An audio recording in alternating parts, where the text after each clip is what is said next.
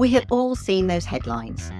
A Force 5 hurricane heading towards the Florida coast, or a severe weather warning issued in the southwest of England. Widespread flooding expected. At the time of recording this podcast, we have recently had the hurricanes in the US and the appalling flooding in Spain. These events are not just catastrophic from a damage point of view, but they also involve a tragic loss of life as well. Our thoughts are with all of those impacted by such events. Hopefully, most households and businesses will escape without suffering loss or damage in a surge event. But what happens to those that are not so lucky? I'm Sue Taylor, and you are listening to a Sitting with Sue podcast. And I'm delighted to have sitting with me John Armstrong, who is a chartered quantity surveyor and chartered loss adjuster, and a recognised expert in handling insurance claims arising from surge events. In fact, I've actually worked on a number of losses with John, and his knowledge, practical solutions, and empathy are just outstanding. But today, I get to ask the questions. Firstly, John, can you give me a little bit of background on where you started and what you have done? Well, yes, first started in loss adjusting 48 years ago, which a lot of people I speak to these days, they don't seem as old as 38 years, let alone being a loss adjuster for that long, but been handling claims for that long, and I guess it goes into hundreds or thousands of claims since then. I've handled, from a surge perspective, I've looked after claims going back to the IRA bombings in London back in the early 90s. I was the proud recipient of the company's only mobile phone at that time, which I was using in the sort of cordon after the event. And then there was Boscastle in 2004, Tewkesbury 2007, a short period in Thailand in 2011, which was my only time of loss adjusting from a helicopter, and many more. And obviously they're getting more frequent and more devastating, really, in their severity, and horrible to hear about what's happening in Spain at the moment. You've been involved in a lot of events that have hit the news over the years, and also some of the events I've had the same experience with as well. And I might circle back to a couple of those later on. But first of all, just a quick question before we do the detail, nitty-gritty. I mean, how do you create and maintain a work-life balance? You should be talking to my wife and children, so I think they despair. It's really hard as a loss adjuster to maintain a work-life balance in that way. My children, in fact, used to think, when they were younger at school, they'd be asked, what does your dad do? And they'd always reply, he was a fireman. Or because they were always asked, they knew at home that if there was a fire anywhere, I was on my way to it. And so they thought I must have been going to put it out. But we arrive after the emergency services, where probably after the fire brigade call, policyholders are thinking, well, who do I call next? And it's often the insurance company. And then either they or they're directly able to get in touch with ourselves. So it's very hard to turn the phone off at any point, because you're thinking somebody may have suffered a disaster, or they may have my telephone number. The worst thing you can say to a loss adjuster is, I couldn't get hold of you. And I've always tried to avoid that conversation in my life. That's very interesting. I mean, I suppose being involved in disasters is more of a way of life than a profession to you. So what was the first surge event you really and truly dealt with? I remember mine was the hurricane in 1987 that Michael Fish said wasn't going to happen. Yeah, 16th of October, if I remember rightly. I seem to remember writing it on hundreds of reports. And it was handwriting in those days, and then somebody would type it up to send out. But I could probably go back a little bit further than that. The Handsworth riots in Birmingham in 1985 was what got me into loss adjusting. I was working for a large building contractor as a quantity surveyor. They would give me training in all sorts of different things, like estimating and tender planning and production control and all this sort of thing. And I wanted to get a company car, and they wouldn't give me one. So I thought, how do I find I found an advert, and it was a firm of adjusters that had been appointed by the police authority. Obviously, you'll know under the Right Damage Act, the police authority, and at that time used to be responsible for paying an indemnity for claims, and they needed somebody to help value the building's damage. And with my sort of fairly modest quantity surveying skills at the time, I was able to turn my hand to that, kind of understanding how builders price things, really. And so I got into the world of loss adjusting and haven't looked back since. A serious question for surge events. So, how do you actually plan so you've actually got the right resources in the right places at the right time? I suppose from a personal perspective, the boot of my car is full of, Wellington boots, hard hat, high vis, a camera, measuring wheel. I suppose importantly, wet wipes and sanitizers, and we can never get any luggage in the car if we're going away for the weekend. So from time to time, I have to unload it all, but it's in there all the time, ready for whatever might happen. I hate the thought of getting a call and not having what I need. With these events, from a company's perspective, it's always the administration of the sudden surge of work that comes in, mostly by email these days. But there was a time when insurers would be calling up with a new instruction. And then it's just getting around everybody to let them know that the loss adjuster has been appointed and who it is, what their contact details are. And it's not just the policyholder, the broker has to be told, and anybody else who might be involved, a loss assessor or a claims advocate. So it's quite a lot of people that need to be informed from the immediate instruction. So all the existing work potentially might suffer whilst all that is handled. So the trick of it is to get a small team of people looking after your existing work, those standard claims that you're dealing with day in, day out, just to make sure you stay under control. It's very, very disappointing for some policyholders if they've got an existing claim to find out that they've been, set back by a sudden surge of claims. So the show must go on no matter Sure. what, of actually having that all pre-planned in the event so that you can turn yourselves to the actual emergency in hand.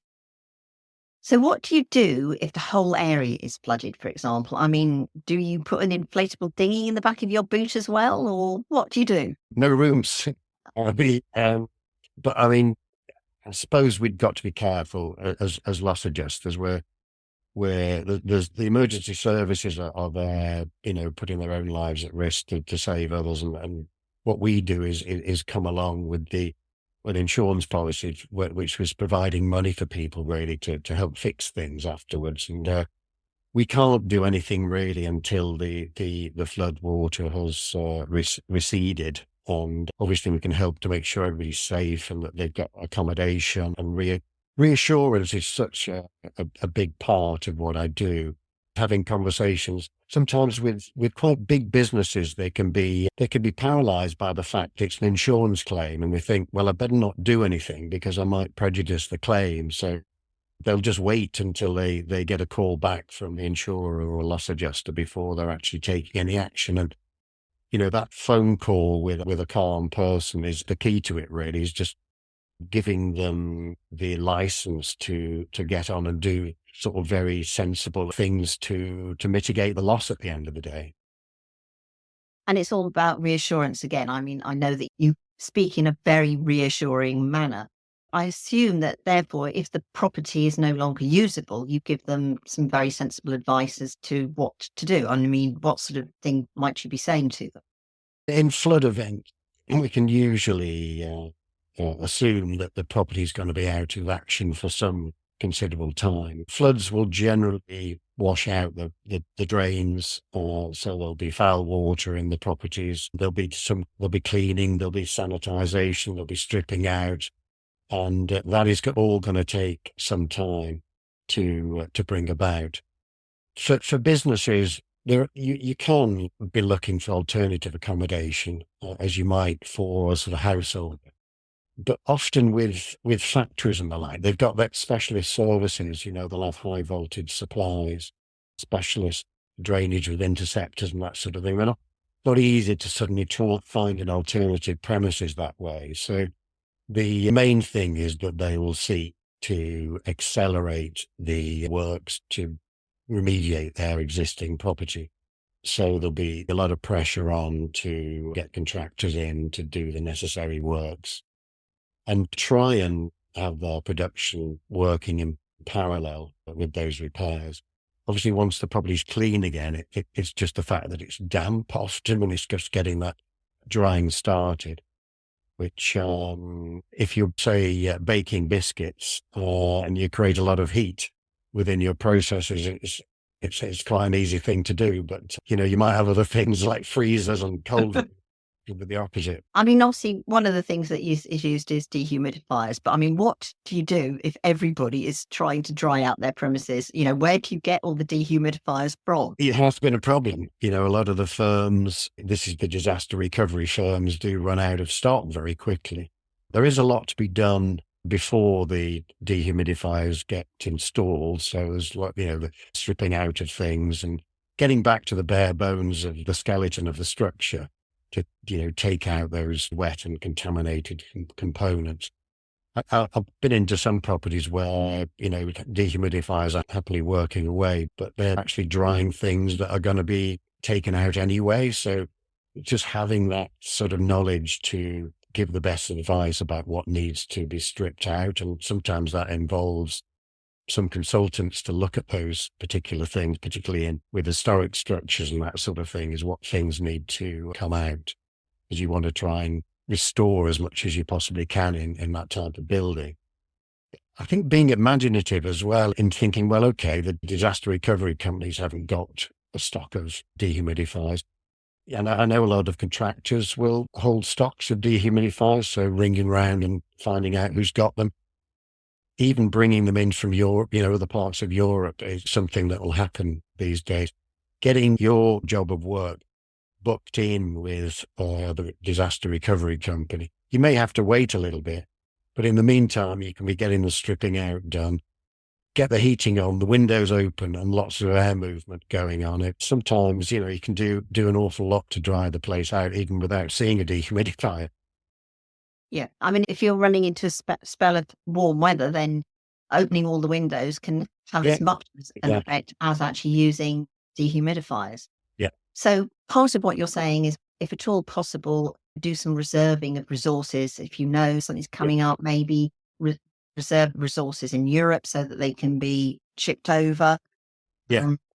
So then the next question has to be, how do you create a reserve when you can't actually get on site in order to actually provide the insurer with a reserve? Yeah. You've got the two differences there. So how do you go about that process, John?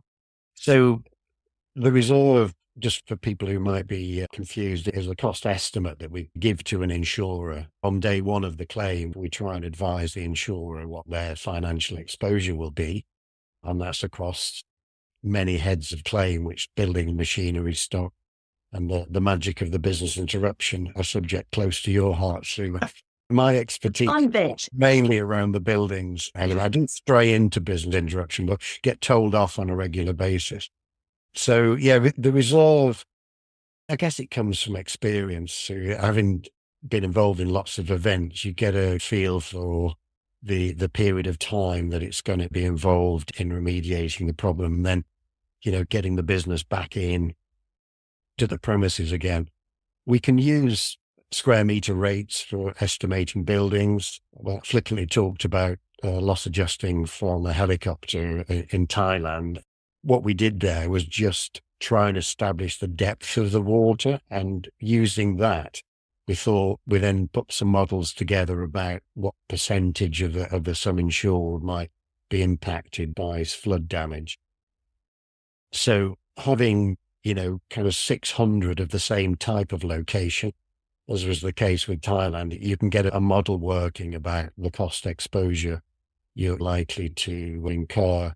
And then, of course, I guess when the damage is so great, and I'm talking about the catastrophe events we've had around the world, the sum insured it will probably just get paid very quickly by the insurer, and it's better for the policyholder just to have the money as quickly as possible so they can use their own judgment to use it as best they can. Yes, and that's my experience on hurricane losses, for example, which is why often you see very prompt payouts. It's the Mm, fact that the whole area is just completely flattened. It's a total loss. yeah. Don't bother to go in and really worry too much about the adjustment. It's quicker and Mm, easier just to yeah. sort it. Yeah. But Johnny, you also mentioned Tewkesbury floods in 2007. And I was there in my wellies dealing with a number of hotel claims. But what were you actually dealing with? Because I can't remember our wellies coming face to face or even toe to toe in Tewkesbury. No, I was allocated a pub chain, subject very close to my heart, who'd suffered multiple losses in that particular area. I think it was possibly as many as 30 pubs had been flooded. Because when I was talking about the response to an event, it's often the resources which is a problem. So firms of loss adjusters will have a team who will handle probably their average claims over the course of a year. So a surge means that those particular adjusters have got to work that much harder to get around all the extra claims that are coming in. So finding alternative resource has always been a little bit of a challenge. And I had the idea of approaching a firm of surveyors who actually were involved in surveying properties from the installation of mobile telephones. And I thought, well, that can't be an urgent thing. They must have a bit of time on their hands. So I approached them, could they spare me 10 surveyors to go and look at some pubs for me and take photographs, make notes. I tell you something, they did some great reports as well. And so that all these kind of 30 responses came back in various forms with photos. And so I was able to put 30 preliminary reports together quite easily. And, using experience, just get my reserves together and out the reports went. And I thought, well, within a week, I'd quite painlessly, without leaving my desk, I'd actually achieved quite a lot, really. And I think actually there's probably a lot to be learned from that type of thing. We need to find, as a firms of adjusters, alternative resources rather than, pressurizing the workforce to work evenings and weekends for an extended period. That is serious innovation. We haven't got time to discuss Thailand in detail today. You've mentioned it already from your helicopter view. But when you weren't in a helicopter, I have to ask you one serious question. Was it red or green curry that you preferred? Yes, probably red for me. John, thank you. You've been absolutely amazing. And I've learned an awful lot from you today as well, as usual. But I'm going to let you have free rein now. And is there a question that I haven't asked you that you wished I had? Probably, I guess the focus after an event has got to be the policyholder, and that's absolutely right, in that they have suffered the damage, they've suffered the impact of the event. I think over the years, though, I have seen loss adjusters struggle quite a lot during these periods of extreme workload. The amount of traveling they're doing and the hours that they're working is crippling. And I think maybe we need to think more about how we look after their welfare during these periods, just to be checking in with them, really. And something we need to do more of. And I know with some of the employees I've been working with recently, it's a subject that they're clearly thinking about, but there's always more to be done, I'm sure. You're absolutely spot on. I mean, it is a matter of living on a combination of adrenaline and caffeine, but maybe that's a topic for another day. What we've done today is to talk about some of the mental and physical pressures and all of those involved. If anybody would like that as a separate topic, then just message me via my website if you'd like to hear more about it, and we'll explore it further. But I think the main takeaways from today, John, have been, firstly, you do need to take care of your physical and mental health and try to maintain a work-life balance, if at all possible. Otherwise, you might end up looking older than you are. Secondly, think outside the square and see if you can be resourceful and find people who have nothing to do with your normal task. And thirdly, I suppose, get a car with a very large boot. Thank you once again, John. You've been listening to a Sitting with Sue Insurance Questions Answered podcast that I hope you have found informative. Check out my website at www.suetaylor.co.uk for other podcasts available, and subscribe to learn about the new ones in the pipeline. Bye-bye.